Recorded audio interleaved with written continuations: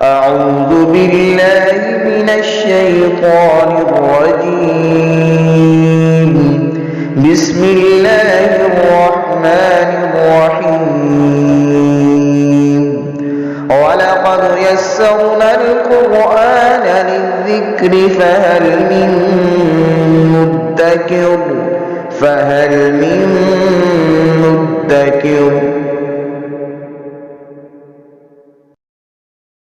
بسم اللہ الرحمن الرحیم۔ چوتھے پارے کا آغاز ہے سورہ آل عمران کی 92 نمبر آیہ مبارکہ۔ اعوذ باللہ من الشیطان الرجیم، بسم اللہ الرحمن الرحیم۔ لن تنالوا البر حتى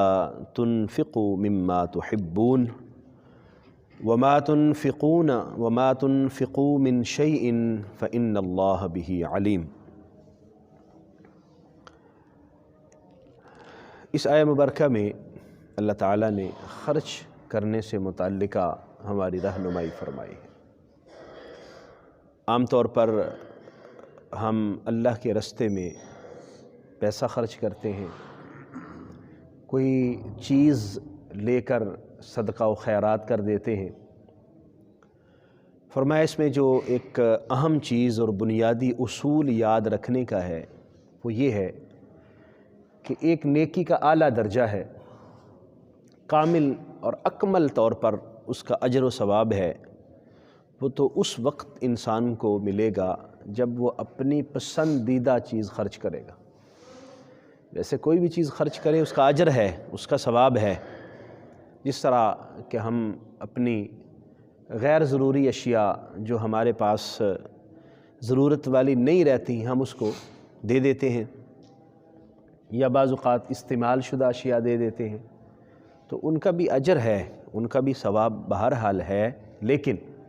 کامل اجر اور کامل نیکی اس وقت انسان کو حاصل ہوگی جب وہ اپنی پسندیدہ چیز اللہ کے راستے میں خرچ کرے۔ ایک صحابی نبی کریم صلی اللہ علیہ وسلم کی خدمت میں حاضر ہوئے، جب یہ آیہ مقدسہ نازل ہوئی تو عرض کرنے لگے کہ یا رسول اللہ، مجھے اپنے مال میں سے سب سے زیادہ جو پسند ہے وہ بیروحا کا ایک باغ کنواں ہے، مجھے وہ بہت پسند ہے، تو حضور یہ آیہ مبارکہ نازل ہوئی ہے، میں اس کو اللہ کے راستے میں دیتا ہوں۔ تو نبی کریم صلی اللہ علیہ وآلہ وسلم آپ نے اس کو ان کے رشتہ داروں میں تقسیم فرما دیا، فرمایا قبول ہے اور اب تمہارے رشتہ داروں میں اس کو تقسیم کر دیا جائے گا۔ تو اس کا مطلب یہ ہوا کہ صحابہ اکرام کی یہی عادت مبارکہ تھی، روٹین تھی کہ وہ اللہ کے راستے میں وہ چیز کوشش فرماتے جو زیادہ پسندیدہ اور محبوب ہو، کامل نیکی حاصل کرنے کے لیے اور کامل اجر و ثواب کے حصول کے لیے۔ لن تنالوا البر، تم ہرگز نیکی، کامل نیکی حاصل نہیں کر سکتے، حتیٰ تنفقوا، حتیٰ کہ تم خرچ کرو، مما تحبون، اس میں سے جس کو تم پسند کرتے ہو، جو تمہیں محبوب ہے، جو چیز تمہیں محبوب ہے اس میں سے خرچ کرو۔ وما تنفقوا من شیء، اور تم جو بھی اللہ کے راستے میں خرچ کرتے ہو، جو چیز بھی خرچ کرتے ہو، فإن اللہ بہ علیم، اللہ تبارک و تعالیٰ اس کو جانتا ہے۔ یعنی جو بھی چیز خرچ کی گئی ہے وہ اللہ کے علم میں ہے، اللہ اس کا اجر عطا فرمائے گا، اس کا ثواب ملے گا، لیکن زیادہ اجر اور ثواب اور کامل اجر و ثواب اس وقت ملے گا جب انسان اپنی پسندیدہ چیز خرچ کرتا ہے۔ مثلا ہمیں مال، دولت، پیسہ پسند ہے، ضرورت ہے ہماری، ہم اس کے لیے کوشش کرتے ہیں، محنت کرتے ہیں، اس کو حاصل کرتے ہیں، تو آپ اس کو اللہ کے راستے میں صدقہ کریں، اللہ کے راستے میں خرچ کریں، اللہ کریم اس کی کامل اجر اور ثواب عطا فرمائے گا۔ اسی طرح باقی اشیاء، اور پھر یہ بھی ہمارے ذہن میں رہنا چاہیے کہ خرچ کرنے کا تعلق صرف روپے پیسے کے ساتھ نہیں ہے، بلکہ خرچ کرنے کا کوئی بھی جو ذریعہ ہے جو کسی کے لیے فائدہ بخش ہے وہ اللہ کریم کی بارگاہ میں قابل قبول ہے اور اس پر اجر اور ثواب ملتا ہے۔ وقت بھی انسان کے لیے قیمتی چیز ہے نا، کسی کو ٹائم دینا، کسی کو وقت دینا، اس کا بھی اجر اور ثواب ہے۔ اسی طرح آپ اپنے منصب کے اوپر رہتے ہوئے اس منصب کو کسی فائدہ کے لیے استعمال کرتے ہیں، اللہ کریم اس کا بھی اجر اور ثواب عطا فرماتا ہے۔ تو یہ ساری چیزیں انسان کے اجر اور ثواب کے زمرے میں آتی ہیں۔ کل الطعام کان حلا لبنی اسرائیل الا ما حرم اسرائیل علی نفسہ من قبل ان تنزل التوراہ۔ کسی بھی چیز کے حلال اور حرام ہونے میں جو اللہ تبارک و تعالی نے معیار قائم فرمایا ہے، وہ اس مالک نے اپنی ذات کے پاس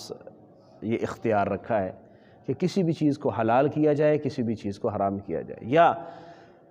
اللہ کے حکم سے نبی کریم صلی اللہ علیہ وآلہ وسلم کو یہ اختیار، کلی اختیار عطا فرمائے گئے،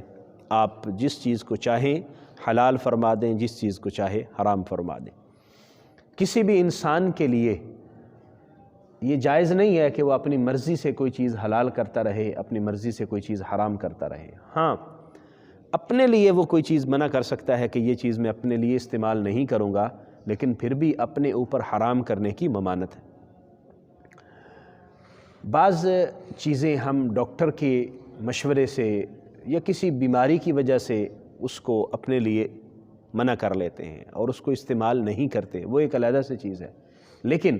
کسی بھی چیز کے حلال اور حرام میں بنیادی جو اصول ہوگا وہ قرآن اور حدیث کے پاس ہوگا، اور اختیار قرآن اور حدیث کے پاس ہوگا، ہمارے پاس نہیں ہوگا۔ اس لیے ہمیں کسی بھی چیز کو حلال اور حرام کہتے ہوئے احتیاط کرنی چاہیے۔ یہاں بنی اسرائیل کا ذکر کیا جا رہا ہے کہ اللہ کریم نے ان کے لیے ساری چیزیں حلال فرمائی تھی، لیکن حضرت یعقوب نے کسی وجہ سے، بعض جگہ آتا ہے کہ انہوں نے ڈاکٹر کے مشورے سے یا ان کو کوئی بیماری تھی اس کی وجہ سے اپنے اوپر وہ چیزیں منع کر لیں کہ میں یہ نہیں کھاؤں گا تاکہ مجھے تکلیف نہ ہو، تو بعد میں آنے والوں نے ان کو پکا پکا حرام کر دیا۔ تو یہاں ذکر فرمایا گیا کل الطعام کان حلا لبنی اسرائیل، ہر طرح کا کھانا بنی اسرائیل کے لیے حلال تھا، الا ما حرم اسرائیل علی نفسہ، مگر جو اسرائیل نے اپنے اوپر حرام خود کر لیا، یعنی اسرائیل سے مراد حضرت یعقوب علیہ السلام۔ اسرائیل ان کا لقب ہے یا ان کا عبرانی نام ہے، تو حضرت یعقوب نے اپنے اوپر خود حرام کیا، من قبل ان تنزل التوراۃ، تورات کے نازل ہونے سے پہلے۔ یعنی تورات والے اگر یہ کہیں، یہودی یہ کہیں کہ فلاں چیز ہم پر حرام ہے، فلاں چیز حرام ہے تورات کے اندر، تو تورات سے پہلے ہی حضرت یعقوب علیہ السلام نے اپنے اوپر یہ چیزیں ممنوع قرار دے دی تھی۔ تو تورات والے جو یہ کہتے ہیں کہ یہ چیزیں حلال ہیں، یہ حرام ہیں، اصل میں ان کا اعتراض نبی کریم صلی اللہ علیہ وآلہ وسلم پر تھا۔ آپ کہتے ہیں کہ آپ دین ابراہیمی پر قائم ہیں، حضرت ابراہیم علیہ السلام کے دین پر آپ قائم ہیں، تو دین ابراہیمی میں تو اونٹ کا گوشت اور دودھ جائز نہیں ہے، اور آپ اس کو استعمال کرتے ہیں، پھر آپ دین ابراہیمی پر کیسے؟ دین ابراہیمی میں تو یہ حرام ہے، حلال نہیں ہے، اور تورات میں یہ چیز موجود ہے۔ اللہ تعالیٰ نے آیا مقدسہ نازل فرمائی کہ یہ غلط بیانی کر رہے ہیں۔ جو چیزیں حضرت یعقوب علیہ السلام نے اپنے اوپر حرام کی تھیں وہ تورات نازل ہونے سے پہلے۔ قل فأتوا بالتوراۃ فاتلوها ان کنتم صادقین، نبی کریم صلی اللہ علیہ وسلم کو اللہ نے فرمایا، محبوب نے فرمائے فأتوا بالتوراۃ، لے آؤ تورات لے آؤ، فاتلوها، اور اس کو تلاوت کرو، پڑھو، ان کنتم صادقین، اگر تم سچے ہو۔ تمہارا یہ خیال ہے کہ تورات میں یہ چیزیں منع قرار دے دی گئیں اور ان کو حرام فرما دیا گیا، تو لے آؤ تورات، اور تورات کا مطالعہ کر لیتے ہیں، ابھی پڑھ لیتے ہیں اگر تم سچے ہو تو۔ لیکن وہ تورات نہیں لے کے آئے، ان کو علم تھا کہ ہماری تورات میں جو چیزیں موجود ہیں ہم اس کے متعلق صحیح بیان نہیں کر رہے، اور اللہ تعالیٰ نے پیارے نبی صلی اللہ علیہ وآلہ وسلم کو تورات کا علم بھی عطا فرمایا تھا، انجیل کا علم بھی عطا فرمایا، ساری چیزوں کے متعلق حضور کو علم تھا،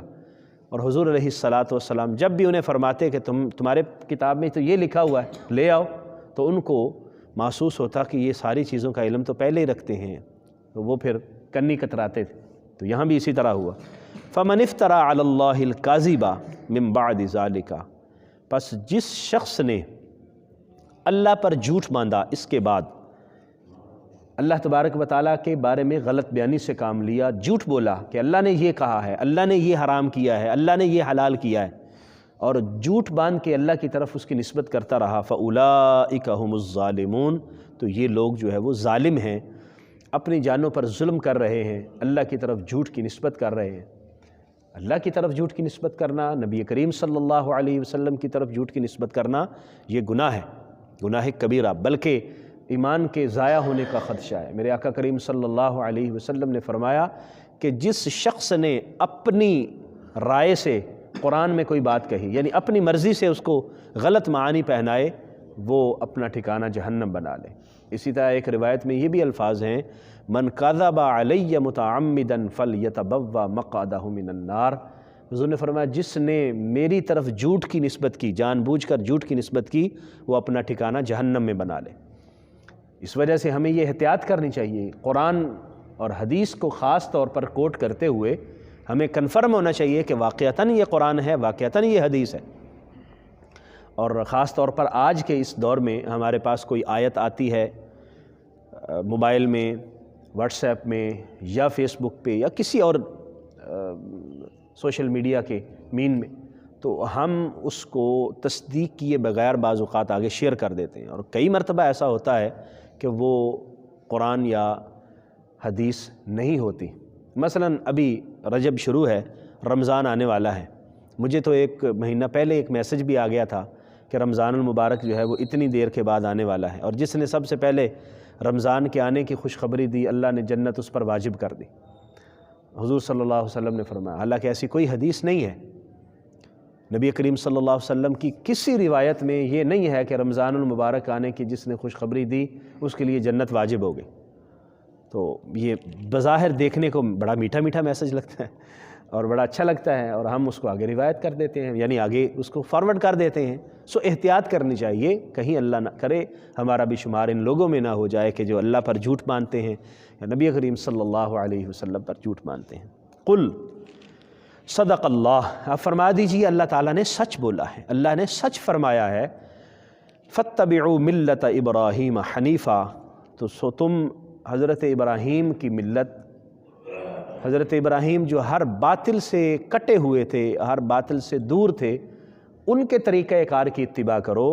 وما کان من المشرکین، اور وہ مشرک نہیں تھے، وہ شرک کرنے والے نہیں تھے، حضرت ابراہیم کا شرک سے کوئی تعلق نہیں تھا۔ اور تم نے کیا کیا ہے؟ تم نے حضرت عزیر کو اللہ کا بیٹا بنا لیا ہے، اور عیسائیوں نے کیا کیا ہے؟ انہوں نے حضرت عیسیٰ کو اللہ کا بیٹا بنا لیا ہے۔ تو یہ شرکیہ جو معاملات ہیں حضرت ابراہیم کا ان سے کوئی تعلق نہیں تھا،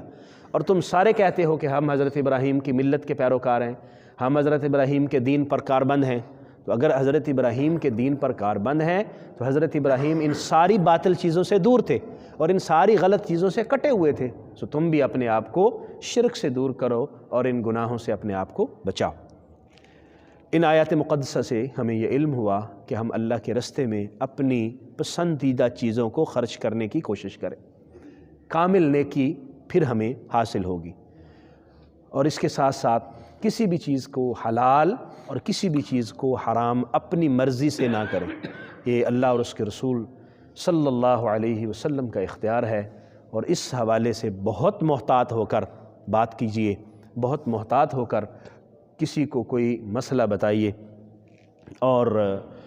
اللہ کریم پر اگر کسی نے غلط بیانی کی، جان بوجھ کر غلطی ہو گئی معافی مانگ لیں، غلطی ہو توبہ کر لیں، اللہ کریم معاف فرمائے گا۔ لیکن جان بوجھ کر پتہ ہونے کے باوجود اللہ کے بارے میں غلط بیانی سے کام لیا، اللہ پر جھوٹ باندھا، تو اس سے بڑا اور کوئی ظلم نہیں ہے اور کوئی کفر نہیں ہے۔ اسی طرح اللہ کریم جل مجدہ کو ملت ابراہیمی پسند تھی، تو حضرت ابراہیم علیہ السلام آپ شرک سے بہت دور تھے، ہمیں بھی اس کی کوشش کرنی چاہیے، بلکہ شرک کے کسی جو شائبہ بھی ہو اس سے بچنا چاہیے۔ اسی میں زندگی کی کامیابی ہے، کیونکہ ایمان سلامت اگر ہمارا رہ گیا اور ایمان کی حالت میں ہمارا خاتمہ ہوا تو کامیابی ہے۔ اللہ نہ کرے کہیں بھول چوک ہوگی تو سارا کیا دھرا خراب ہو جائے گا۔ اللہ کریم ہم سب کو عمل کی توفیق عطا فرمائے، آمین۔ وآخر دعوایا ان الحمد للہ رب العالمین۔